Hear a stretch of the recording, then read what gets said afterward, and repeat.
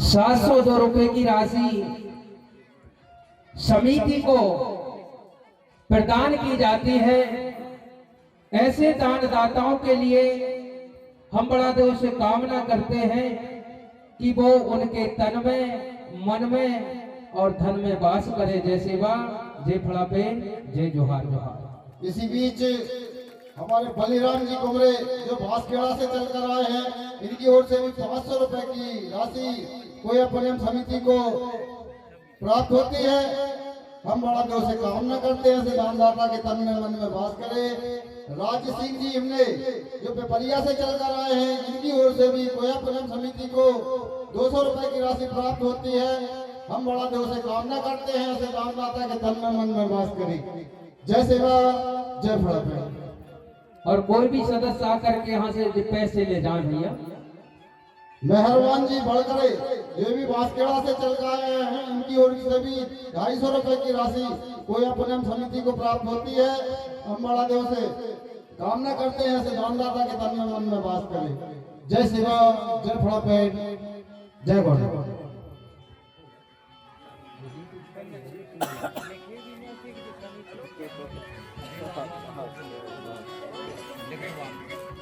बोलिए प्रगति शक्ति फड़ापे नेता। तो इस प्रकार से हमारी काल गणना को देव बाबा कुपार ने तैयार किया और यहीं से ये व्यवस्था तैयार की।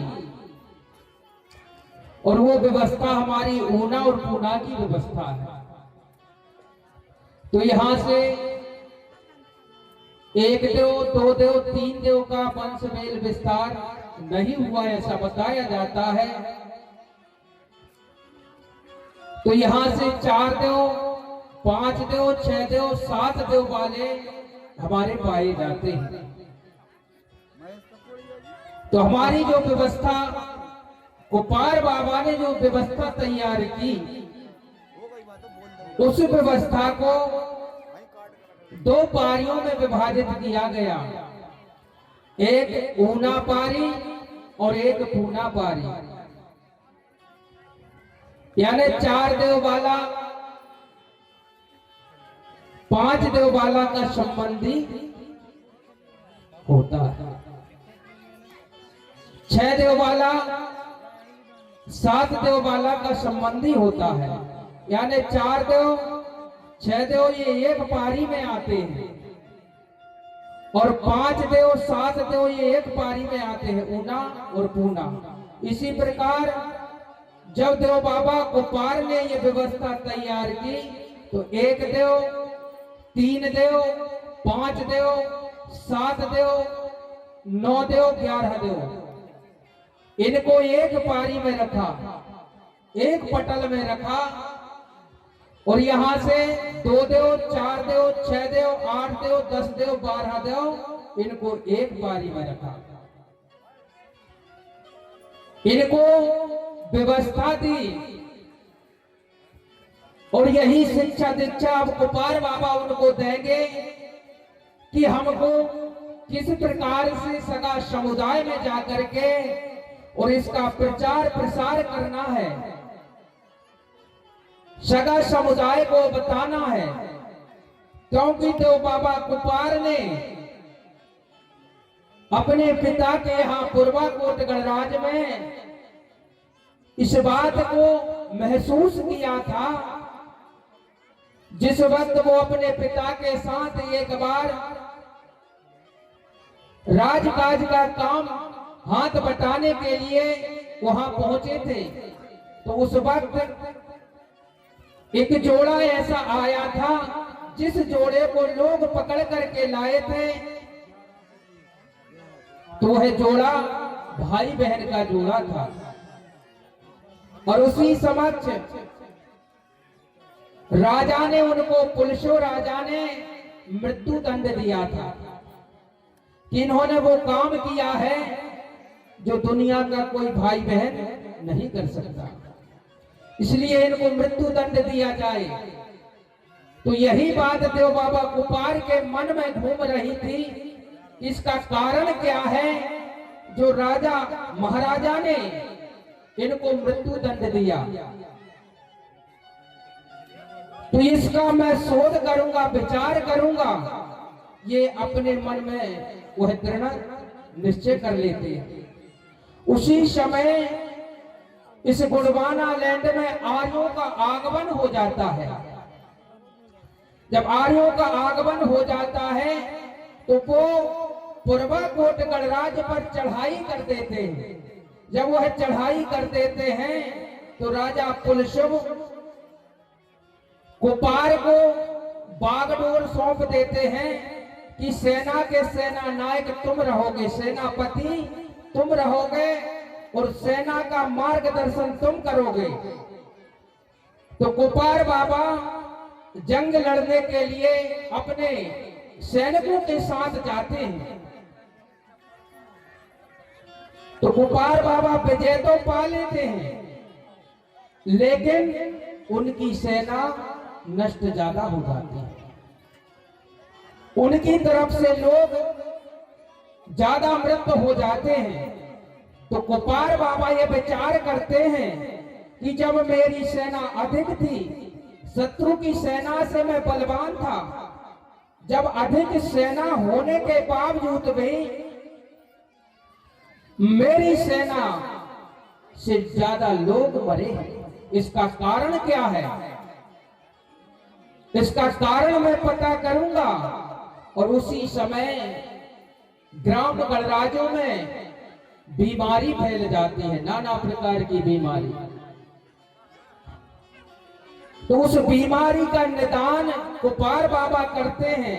जब कुपार बाबा उस बीमारी का निदान करते हैं तब उनको पता चलता है कि इसमें कारण क्या है।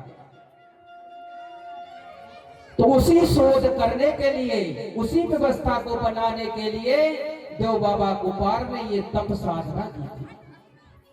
और वही तप साधना करके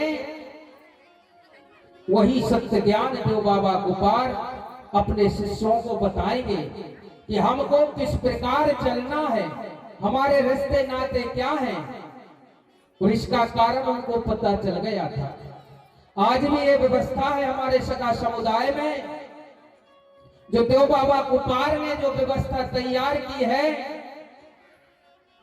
अगर हम एक ही व्यवस्था में संबंध बना लेते हैं या रिश्ता कर लेते हैं तो कहीं ना कहीं उस जोड़े में बांझपन आ जाता है। ये प्रकृति का खेल है। और ये व्यवस्था जो आपकी बनाई गई है, ये प्रकृति को देख करके बनाई गई है। ये ऊना और पूना की व्यवस्था बनाई गई है। और आप ही लोगों की व्यवस्था को देख करके आज वैज्ञानिक ने जो आविष्कार किया है, जिसे हम बल्ब कहते हैं, ये आपकी व्यवस्था को देख करके बनाया गया है। ये माइक भी चल रहा है तो ये भी आपकी व्यवस्था को देख करके तैयार किया गया है। जैसे मान लीजिए यहां पर ये बल्ब चल रहा है।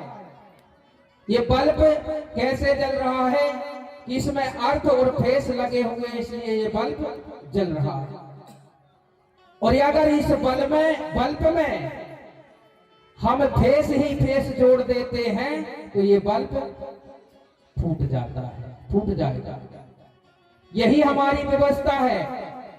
यानी एक देव से लेकर के 7 देव तक 100 गोत्र जो बताए गए, एक देव वालों के 100 गोत्र, तो उन 100 गोत्रों में वो 100 गोत्र वाले आपस में भाई बहन कहलाएंगे। उनके अंदर कोई रिश्ता नहीं हो सकता। इसी प्रकार 2 देव वाले जो होते हैं उनके भी 100 गोत्र होते हैं। तो उन 100 गोत्रों में उनका भी रिश्ता नहीं हो सकता। इसी प्रकार 3 देव वालों के, इसी प्रकार 4 देव वालों के। और अगर कोई ऐसा कर लेता है तो फिर उसका परिणाम उसे भोगना पड़ता है।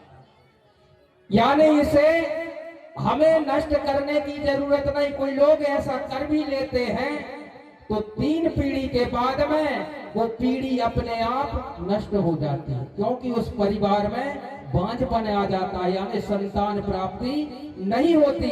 और ऐसा जो लोग कर लेते हैं उनको नाना प्रकार की पीड़ाएं होती हैं, दुख दर्द होता है, कहीं कमर में दर्द होता है, कहीं हाथ पैर में दर्द होता है, मस्तिष्क में, यानी पूरा शरीर उनका दुखी रहता है। अगर एक ही व्यवस्था में, एक ही गोत्र में, एक ही पारी में अगर आप ऐसा करते हैं तो ऐसा हो जाता है। ये देव बाबा कुपार ने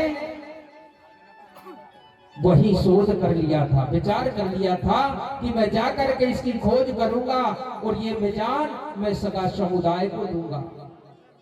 सगा समुदाय को ये विजान दिया और कहा कि 1 से लेकर के 7 देव वाले जो सगा हैं, इन 7 सगाओं के बीच में 5 जो होंगे वो होंगे नेगी, जोगी, दोषी, पाड़े, प्रधान, जिन्हें भूमिका की उपाधि दी गई और उनका स्थान दिया गया जो 5 घट ज्योति में नारायणसुर, हीरा ज्योति, मन को सुगाल, ये 5 भूमिकाओं को धरती, आकाश, वायु, अग्नि, पानी, इन 5 शक्तियों में इनका स्थान बताया गया है और ये मेन माने गए। तो नारायणसुर को मैंने बताया 1 देव, 2 देव, 3 देव वालों का भूमिका बताया। इसी प्रकार से देव बाबा कुपार ने ये व्यवस्था तैयार की। फिर वहां देव बाबा कुपार ने गोत्रों का निर्माण किया, गोत्रों की व्यवस्था की। अब गोत्रों की जब व्यवस्था की तो उस समय कुपार बाबा के समक्ष क्या था? उस समय कुपार बाबा के पास ये मिजान था, ये प्रकृति मिजान था। पेड़ पौधे, जीव जंतु, वनस्पति, यही कुपार बाबा के पास थी। जैसे आज हमारा गोत्र मस्कुले है तो हमको 3 चीजें आवंटित की गई और उन 3 चीजों को मिला करके हमारे गोत्र का निर्माण किया गया है। मान लीजिए मैं मस्कुले हूं और जितने भी मस्कुले होंगे उन मस्कुलों के टोटम व्यवस्था में जो झाड़ आया है वो धामन का झाड़ आया है और पक्षी में राय सुआ आया है। तो राय सुआ हमारे लिए देवतुल्य होगा, धामन का झाड़ हमारे लिए देवतुल्य होगा। यानी ये प्रकृति का मिजान है। जैसे नेताम गोत्र के अगर कोई होंगे तो ये नेताम गोत्र जो तैयार किया गया है, अगर प्रमाण देखना है तो देख लेना है आप, इसका प्रमाण है। नयाने कुत्ता, गोंडी का शब्द है, नयाने कुत्ता, तयाने ताकमड़ा और आ माने भिलमा का पेड़। ये 3 चीजें मिला करके नेताम गोत्र की उत्पत्ति हुई। यानी नेताम गोत्र में ये 3 चीज आवंटित की गई। जैसे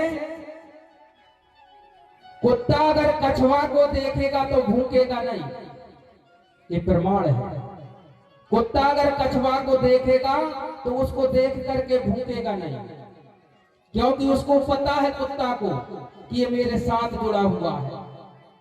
लेकिन हमको पता नहीं है, हमारे पास इतनी बुद्धि है, इतना विवेक है, फिर भी हमारे पास ये ज्ञान नहीं है। कुत्ता कछुआ को देख करके नहीं भूखेगा और कभी भी देख लेना यार, कुत्ता फिल्मा के झाड़ पर कभी बाथरूम नहीं करेगा। ये प्रमाण है। आपके दिवाला में देवता पर जाकर के मूत देगा, बाथरूम कर देगा, लेकिन फिल्मा के झाड़ पर कभी बाथरूम नहीं करेगा। ये प्रमाण है। तो जानवर उसको समझता है, जानता है, लेकिन मानव आज अगर हम बताते हैं तो बताने के बाद भी लोग नहीं मानते हैं। चलो होता होगा, क्या करना हमको, मतलब ही नहीं है।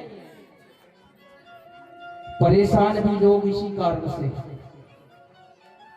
यही परेशानी है। इसी प्रकार से हर गोत्र में ये 3 चीजें आवंटित की गई हैं और उन 3 चीजों का हमको परिपालन करना चाहिए, उनका आदर सम्मान करना चाहिए। और कही जाए तो अगर हत्या की बात आती है तो इन 3 चीजों में से अगर आप एक भी चीज नष्ट करते हैं तो आपको हत्या लगती है। ये है आपका प्रावधान।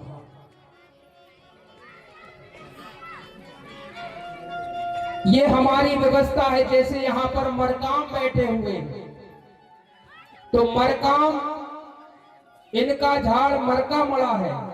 मरका मड़ा बोले तो आम। अब मरकाम को हम आवाज दे रहे हैं कि आम का आप पालन कीजिए, उसको खाइए मत, लेकिन नहीं, वो नहीं मानते। आम को वो अवश्य खाएं। आपके लिए वो झाड़ देवतुल्य माना जाता है, देवता माना जाता है, और आप उसी का भक्षण कर जाते हो। तो बताइए आप कहां सुखी रहोगे भैया। जैसे भलावी हैं, अब भलावीन को बताया गया है कि आपका सिंगाड़ा है, सिंगाड़े को आप मत खाइए, तो वे मानने वाले भी नहीं मानने वाले, बोलते भैया वो तो फल है, हम तो खाएंगे। इसी प्रकार से 3 चीजें देव बाबा कुपार ने हर गोत्र में आवंटित की कि आपको इनका पालन करना है, इनका संहार नहीं करना है, इनको मारना नहीं है, काटना नहीं है। पहले भी जंगल तरफ चले जाओ, अगर किसी के यहां से ही नुकसान करती थी, से ही 7 देव वाले जितने हैं सुन लो, आपकी टोटम व्यवस्था में से ही आती है।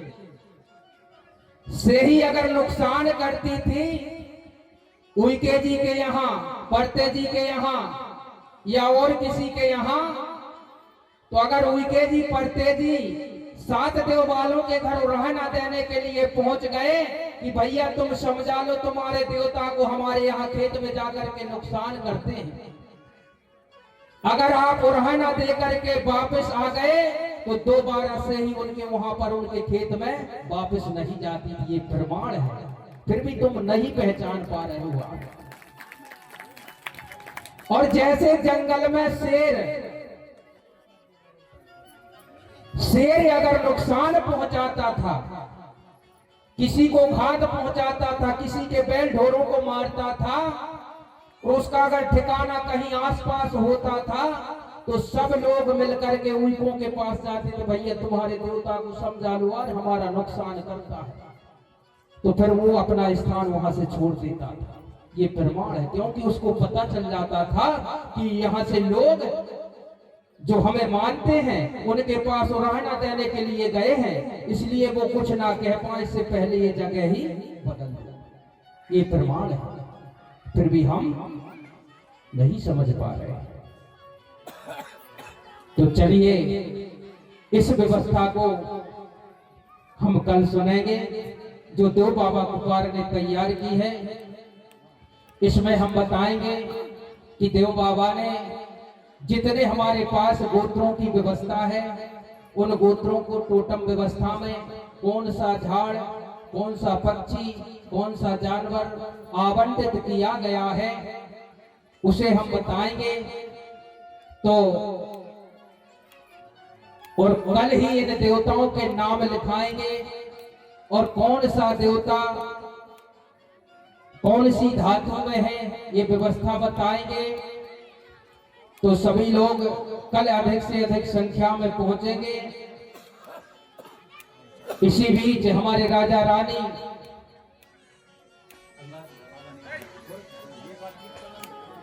एक